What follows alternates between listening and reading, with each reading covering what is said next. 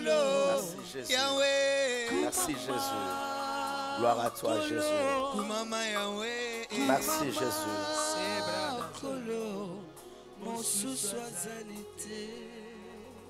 Gloire à toi Seigneur Jésus. La Bible dit dans Romains 8 verset 31. Que dirons-nous donc à ce sujet? Si Dieu est pour nous, qui sera contre nous? Lui qui n'a pas épargné son propre fils, mais qui l'a livré pour nous tous, comment ne nous donnera-t-il pas aussi tout avec lui? Qui accusera les élus de Dieu? Dieu est celui qui justifie. Qui les condamnera? Le Christ Jésus-Christ est celui qui est mort. Bien plus il est ressuscité. Et il est à la droite de Dieu. Et il intercède pour nous. Qui nous séparera de l'amour de Christ? La tribulation, ou l'angoisse, ou la persécution, ou la faim, ou les dénuements, ou les périls, ou l'épée. Selon qu'il est écrit, à cause de toi, l'on nous met à mort tout le jour. On nous considère comme des brebis qu'on égorge. Mais dans toutes ces choses, nous sommes plus que vainqueurs par celui qui nous a aimés. Car je suis persuadé que ni la mort, ni la vie, ni les anges, ni les dominations, ni les présents, ni l'avenir, ni les puissances, ni les êtres d'en haut, ni ceux d'en bas, ni aucune autre créature ne pourra nous séparer de l'amour de Dieu en Christ Jésus, notre Seigneur. Merci pour ton amour. Merci pour ta présence. Oui, nous savons que le monde entier est confiné, mais l'Église n'est pas confinée, car l'Église c'est toi et moi. Nous pouvons adorer le roi de gloire.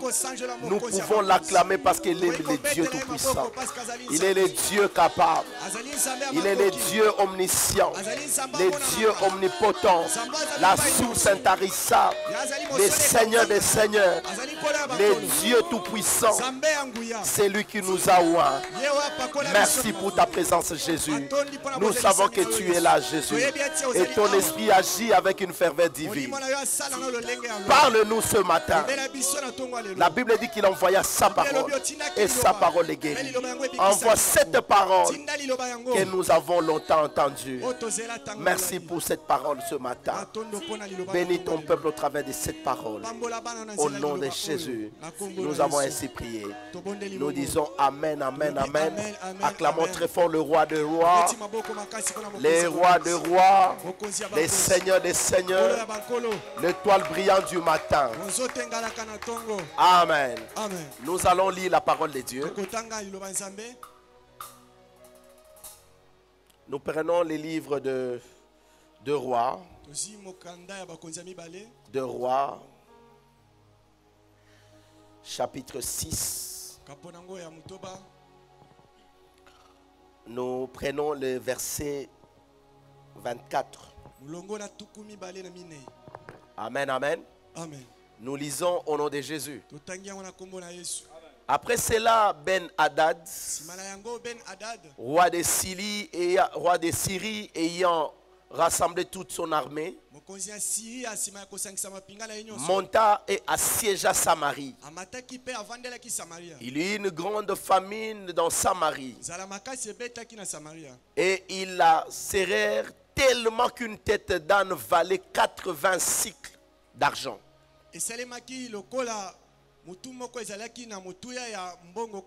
Et l'écart d'un câble de fenêtres, de pigeons, 5 cycles d'argent.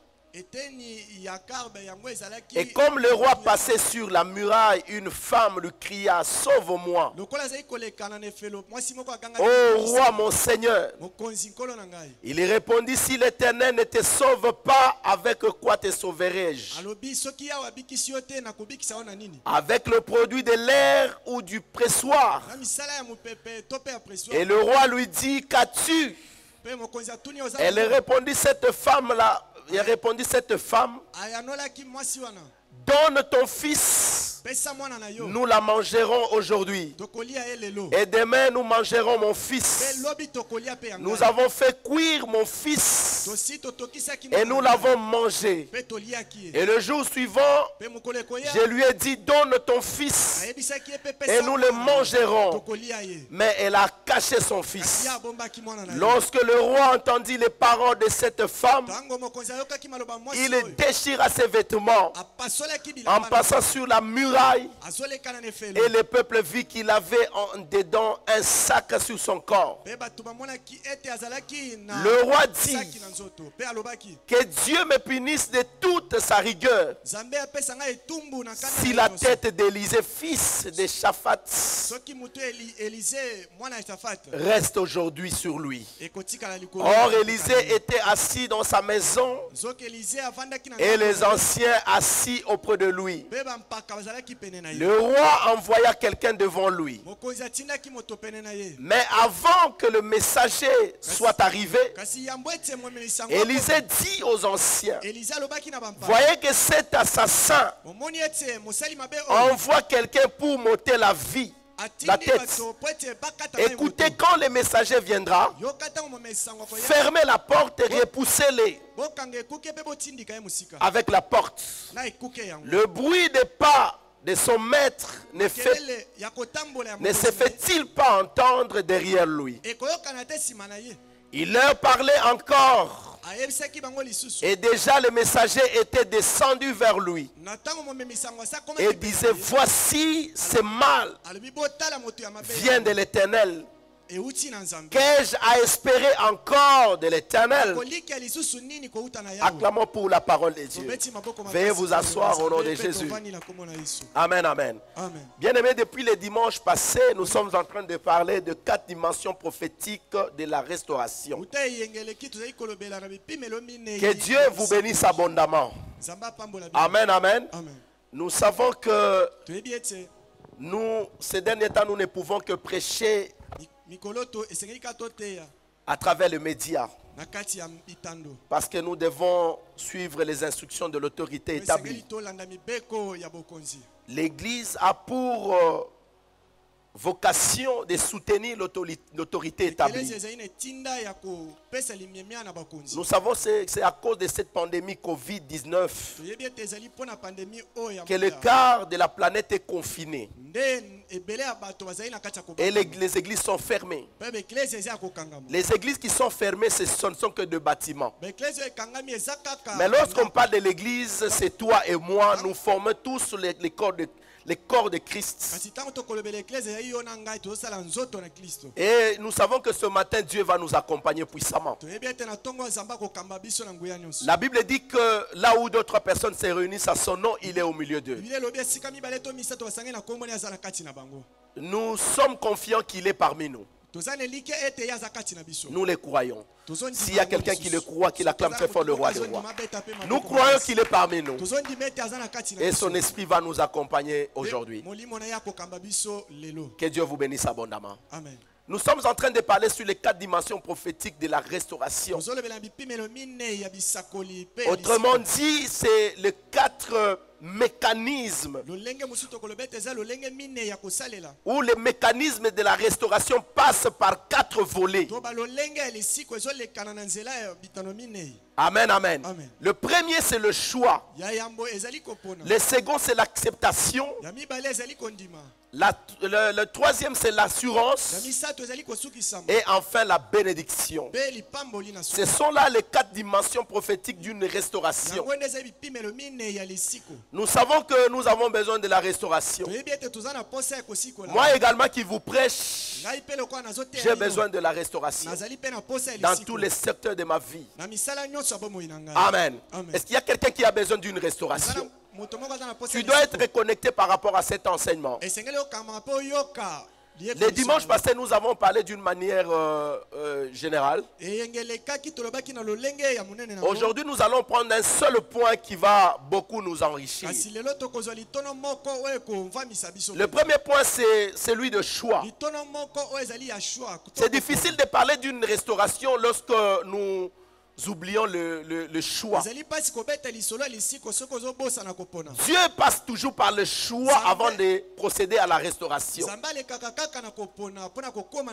Vous savez, Dieu, vous ne verrez jamais un ange qui descend du ciel pour venir restaurer une communauté ou pour venir restaurer une famille.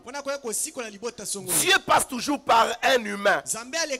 Il passe toujours par une personne. Qu'il fait son choix, il l'appelle et la personne doit accepter le choix de Dieu. C'est par lui que Dieu va exécuter maintenant son dessein, qui consiste à restaurer toute une communauté, qui consiste à restaurer une famille, qui consiste à restaurer la vie d'une personne. Que Dieu puisse te restaurer aujourd'hui. Il passe toujours par le choix. Est-ce que nous sommes ensemble? Amen. Écoutez cette belle histoire qui va beaucoup nous enrichir aujourd'hui. La Bible dit qu'après le siège de Samarie, il y eut famine. Samarie, c'est en Israël. Vous savez, les Israélites, c'est un peuple choisi par Dieu.